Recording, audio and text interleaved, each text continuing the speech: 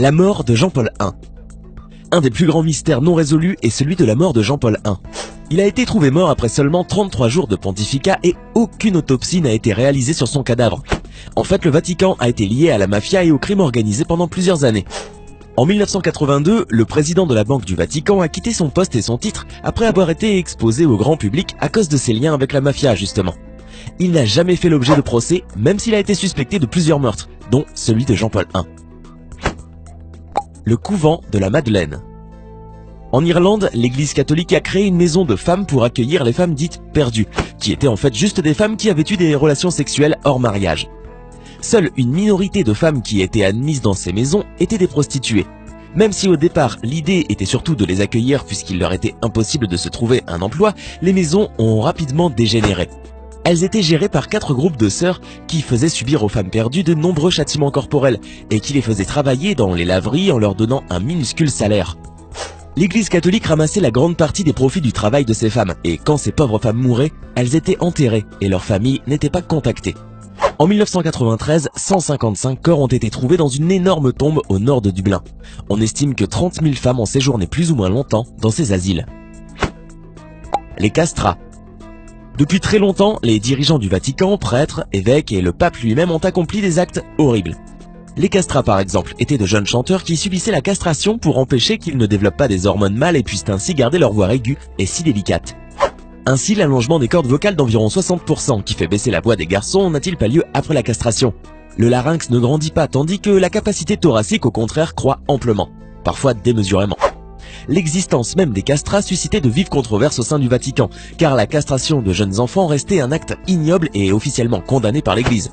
Mais les castrats avaient une voix extraordinaire et puisque les femmes n'avaient pas le droit de chanter lors des messes, la demande du public et des fidèles de l'Église fut telle que l'on mit en place des structures officielles pour former ces enfants, les conservatoires. Des parents n'hésitaient pas alors à faire mutiler leurs enfants pour subvenir à leurs besoins et offrir à leur progéniture une vie meilleure. On n'hésitait pas à trouver un prétexte médical pour opérer, chute de cheval, hernie inguinale, même si les suites de l'opération étaient souvent fatales. Les archives donnent entre 20 et 80% de décès selon les praticiens. Pour ceux qui survivaient à l'opération, et donc la voix était à la hauteur des espoirs des maîtres de chant, la fortune était assurée. Ils se produisaient dans les théâtres dans toute l'Europe. Ils étaient prisés par la royauté d'Espagne, de France et d'Angleterre. Les compositeurs leur proposaient des rôles héroïques dans les opéras. Ils étaient adulés comme des rockstars et ils avaient aussi un succès certain auprès des femmes. Les castrats ne pouvaient pas se reproduire, mais avaient une vie sexuelle tout à fait normale. Il n'y avait donc aucun risque pour les femmes adultères. La pornographie pour tout le monde. Cette fois, le scandale prend source en Allemagne, la mère patrie de Benoît XVI, et met en cause la maison d'édition Weltbild, qui appartient au diocèse allemand. Le détail qui fait tâche, c'est que figurent au catalogue de ces publications des milliers d'ouvrages érotiques. Conclusion imparable, la pornographie si fermement condamnée par l'Église contribue largement aux 2 milliards de chiffre d'affaires affichés par la Weltbild, donc par les diocèses. Pire, il s'avère même que des dizaines d'œuvres de pédopornographie faisaient partie du lot.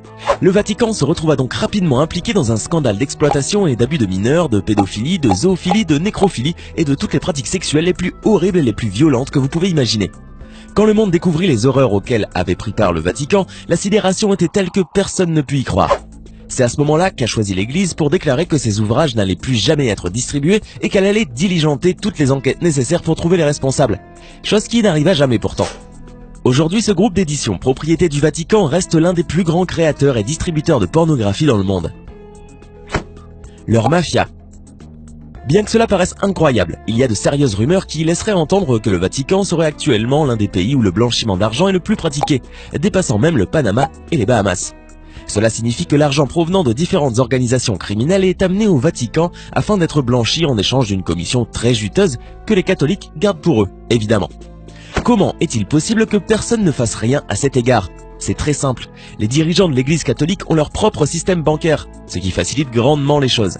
Personne n'ose les interroger et ils profitent pour leur part de la confiance des millions de croyants pour continuer à s'enrichir, et même parfois commettre quelques crimes, le tout en toute impunité.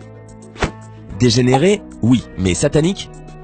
Pendant longtemps, la rumeur sur du satanisme à l'intérieur du Vatican a persisté. Mais ce que très peu de personnes savent, c'est qu'un prêtre important a un jour fait des confessions terrifiantes juste avant de mourir. Malachi Martin, a affirmé que dans l'église de San Pablo, l'enceinte la plus importante du Vatican, étaient menés des rituels destinés à vénérer le diable. A priori, des manifestations horribles de démons se feraient pendant ces rituels, accompagnés de sacrifices d'humains ou d'animaux servant d'offrande au diable. Oui, vous avez bien entendu, il semblerait que le diable ait des adorateurs travaillant au sein même du Vatican. Les allégations de Malachi Martin n'ont cependant jamais été vérifiées. L'envoi d'enfants blancs à travers le monde pour assurer une majorité de blancs. Au XIXe siècle, l'Église a envoyé 150 000 enfants à travers le monde, Angleterre, Australie, Nouvelle-Zélande, etc., pour assurer que la race blanche se reproduise et devienne majoritaire partout. C'est le groupe Catholic Christian Brothers qui a eu cette idée et qui l'a rendue possible. Les enfants n'étaient pas bien traités et servaient même d'esclaves. Ils travaillent le jour et se faisaient battre ou violer la nuit. La criminalité au Vatican. Tout le monde pense que visiter le Vatican est une expérience pleine de paix, d'harmonie et de sécurité. Toutefois, il faut cesser de se leurrer. Le Vatican est le pays le plus petit du monde, mais c'est également celui où on retrouve le plus de crimes par kilomètre carré. Oui, le Vatican aussi a son lot de voleurs, de racketteurs et d'arnaqueurs de touristes, et cela doit être en grande partie parce que ce pays catholique ne compte qu'un seul juge et 130 policiers pour tenter de gérer ordre et justice. Conscients de cette importante déficience, les petits criminels en ont profité pour en faire leur paradis. La criminalité dans la cité du Vatican est générée en conformité avec l'article 22 des accords du Latran entre le Saint-Siège et l'Italie, par lequel le gouvernement italien, lorsqu'il est recueilli par le Saint-Siège, engage les poursuites et la détention des suspects, aux frais du Vatican. Le Vatican n'a pas de système pénitentiaire. Les personnes reconnues coupables de crimes commis au Vatican accomplissent leur peine dans les prisons italiennes, les coups étant couverts par le Vatican. Au Vatican furent inventées les tortures les plus impitoyables. Punir, torturer ou tuer ceux que l'on considère comme des pécheurs n'a jamais représenté un problème pour le Vatican. Ce n'est donc pas surprenant d'apprendre maintenant que les moyens de torture les plus horribles, les plus douloureux et les plus inhumains qui ont pu être utilisés furent créés par les plus hauts représentants de Dieu sur terre. Depuis la Sainte Inquisition jusqu'à nos jours, le Vatican continue à pratiquer ces terribles méthodes de torture contre ceux qui osent remettre en question ou désobéir à leurs croyances. L'une des plus utilisées et de loin la plus impitoyable est la torture par l'eau. Cette technique consiste à attacher les mains et les pieds de la victime afin de la rendre complètement immobile, à lui couvrir le nez pour l'empêcher de respirer, puis à lui placer quelque chose dans la bouche afin de la garder ouverte et l'empêcher de se fermer. Et pour finir, le plus terrifiant, à forcer la personne à boire 8 litres d'eau sans s'arrêter. La sensation de noyade est tellement horrible que les victimes implorent d'être achevées. Si ces pauvres victimes avaient été exaucées, elles auraient échappé au supplice de mourir lentement d'une déchirure de l'estomac. La ville du sexe silencieux. Après de nombreuses années, l'une des terribles vérités qui se cachent dans le Vatican a fini par éclater. Malheureusement pour lui, la pédophilie n'était plus un secret. Des prêtres qui violent des enfants, c'est l'un des actes les plus répréhensibles et inhumains qui puissent exister. Le plus affligeant est que ces actes déplorables sont commis par les plus grands représentants de la foi dans le monde. Au Vatican, de nombreux prêtres n'ont pas de scrupules, et leur malfaisance est telle qu'ils semblent amener l'enfer sur terre. Pourquoi se gêneraient-ils? Puisque lorsqu'ils sont mis à jour, au lieu d'être dénoncés, expulsés et punis par la loi des humains, ils sont simplement transférés d'une paroisse à une autre. Ce qui est le plus malheureux dans tout ça, c'est que peu importe qu'ils continuent à commettre leurs crimes horribles et abjects envers d'autres enfants innocents. Un pape ne peut jamais aller en prison. Le souverain pontife jouit d'une immunité diplomatique, c'est-à-dire qu'il ne peut pas être traduit devant les tribunaux. En effet, plus de 170 pays le reconnaissent comme ayant la plus haute immunité diplomatique.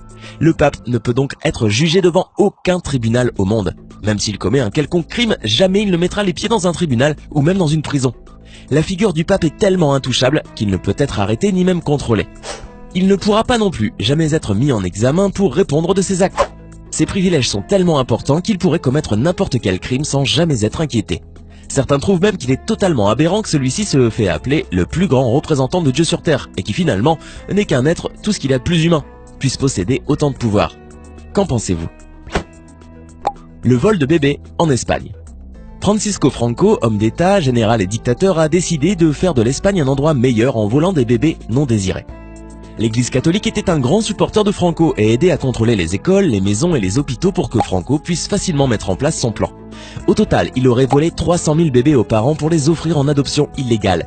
Quand Franco est mort en 1975, l'Église a continué cette pratique et le vol de bébés a vu fin en 1987 seulement. Ainsi, selon les statistiques, ceux qui ont été adoptés en Espagne entre 1960 et 1989 ont 15% de chance d'être un bébé volé. Alors, qui est le diable maintenant, hein? Lequel de ces secrets sur le Vatican et l'Église catholique vous a le plus surpris?